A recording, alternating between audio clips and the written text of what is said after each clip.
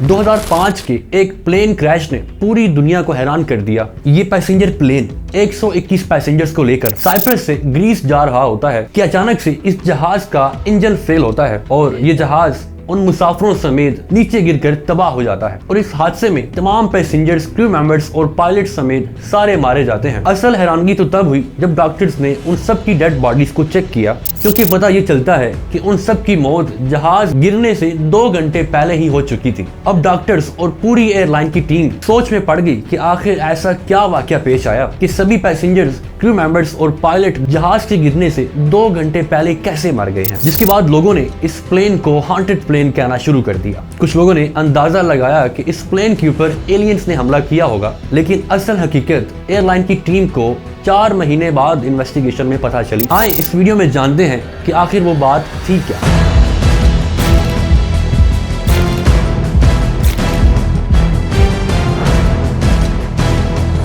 अब दोस्तों ये कहानी शुरू होती है 14 अगस्त 2005 को, जब ये फ्लाइट 522 सुबह 9 बजे की टाइम 121 मुसाफिरों को लेकर ग्रीस के लार्निगा एयरपोर्ट से उड़ान भरती है। जहाज के उड़ान भरने तक सब कुछ सही चल रहा था। सभी पैसेंजर्स अपना सफर एंजॉय कर रहे थे और जहाज भी 12,000 फीट की ऊंचाई पर उड़ रहा था। अचानक जहाज के कॉकपिट में रेड लाइन चलना स्टार्ट हो गई। पूरा जहाज और पूरा कॉकपिट अलार्मिंग साउंड से गूंज उठा। पायलट्स को समझ नहीं आ रहा था कि आखिर हुआ क्या है। चेक करने पर उनको पता चलता है कि जहाज के लेफ्ट इंजन ने काम करना छोड़ दिया है और अब बस जहाज एक इंजन पर चल रहा था। पायलट्स फौरन कंट्रोल टावर को इत्तला करते हैं और साथ साथ जहाज को संभालने की हर मुमकिन कोशिश करते हैं और दोनों पायलट्स कंट्रोल टावर से बात कर रहे होते हैं कि इसी दौरान सिग्नल इशू की वजह से उनकी बात कट जाती है। जब कंट्रोल टावर से दोबारा उनसे कांटेक्ट करने की कोशिश की जाती है तो सिग्नल इशू की वजह से उनकी बात नहीं हो पाती और पूरे 1 घंटे तक कंट्रोल टावर की टीम ने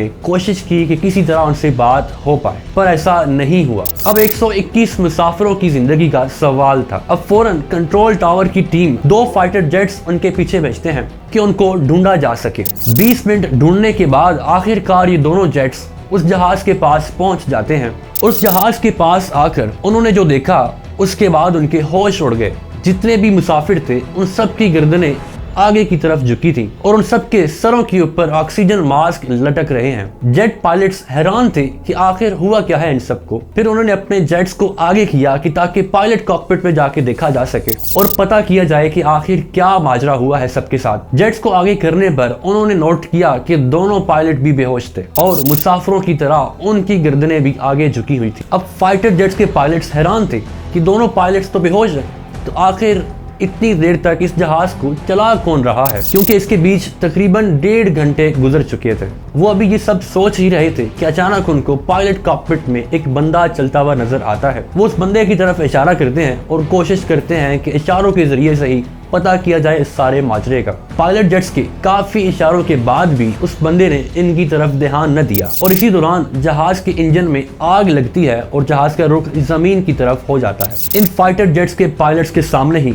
वो जहाज मुसाफिरों समेत जमीन बोस हो गया। यकीनन उनके लिए ये एक दिल दहला देने वाला वाकया था। जब फाइटर जेट्स के पायलट्स ने सबको बताया कि जहाज पे गिरने से पहले ही मुसाफिर बेहोश हो चुके थे, एयरलाइन इन्वेस्टिगेशन टीम, मीडिया और पुलिस हैरान थी कि आखिर ऐसा क्या हुआ होगा कि जहाज में एक नहीं, 2 नहीं, बल्कि सभी मुसाफिर बेहोश हो चुके थे। यहाँ तक कि पायलट्स भी होश में नहीं थे। इसी वजह से उस हादसे में जितने भी लोगों की डेथ हुई, डॉक्टर्स ने सभी की बॉडी को चेक किया ताकि उनकी बेहोशी की असल वजह पता की जा सके। 2 दिन के बाद 28 डॉक्टरों की टीम ने एक रिपोर्ट को सबके सामने पेश किया, जिसमें उन्होंने सबको बताया कि वो सारे मुसाफिर और पायलट्स बेहोश नहीं थे, बल्कि जहाज गिरने से पहले ही मर चुके थे। यानी कि फाइटर जेट्स जिस टाइम पर वहां पहुंचे थे उससे पहले ही वो सारे मर चुके थे। कई महीनों तक इसके ऊपर इन्वेस्टिगेशन जारी रही और कोशिश की जाती रही कि आखिर क्या वजह रही इस हादसे के पीछे, पर महीनों की इन्वेस्टिगेशन के बाद भी कुछ पता न चल सका। लोगों ने अंदाजे के मुताबिक इस जहाज को हॉन्टेड प्लेन कह दिया और कुछ के मुताबिक इस जहाज के ऊपर एलियंस ने हमला किया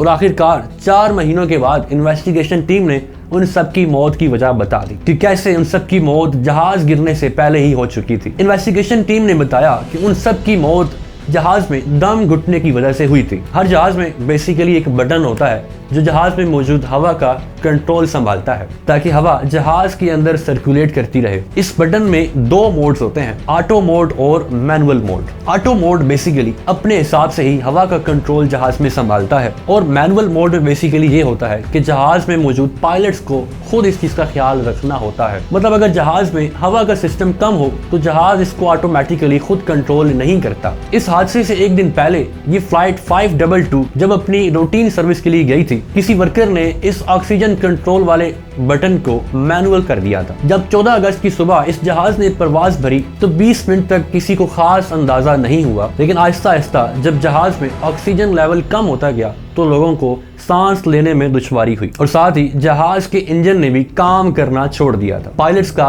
पूरा ध्यान जहाज को संभालने में लगा हुआ था और इसी वजह से उनका ध्यान इस बटन पर गया ही नहीं और देखते ही देखते जहाज के गिरने से पहले ही तमाम मुसाफिर और पायलट्स दम घुटने की वजह से मारे गए। अब आपके दिमाग में एक सवाल आ रहा होगा कि आखिर सारे मुसाफिर और पायलट्स अगर दम घुटने की वजह से मारे गए तो फिर फाइटर जेट्स के पायलट्स ने जिस बंदे को कॉकपिट में देखा था वो कौन था, उससे क्यों कुछ नहीं हुआ? उस बंदे का नाम था एंड्रियास, जो एक लर्निंग पायलट के तौर पर उनके साथ सफर कर रहा था। उसके साथ साथ वो एक बहुत ही अच्छा स्कूबा डाइवर भी था और इसी वजह से बाकी मुसाफिरों की निस्बत ज्यादा देर सांस लेने में कामयाब रहा। इसलिए उसने आखिरी लम्हों में जहाज को पायलट कॉकपिट में आके संभालने की कोशिश तो की, पर जाहिर है उसके पास इतना तजुर्बा तो नहीं था कि बिल्कुल लास्ट मोमेंट में जहाज को आके संभाल ले। बिल आखिर उससे भी जहाज संभाला नहीं गया और जहाज नीचे गिरकर तबाह हो गया। यानी कि इस छोटे से बटन की वजह से, एक आम सी मिस्टेक की वजह से 121 कीमती जानों का नुकसान हुआ। तो दोस्तों ये थी हमारी आज की इंटरेस्टिंग कहानी।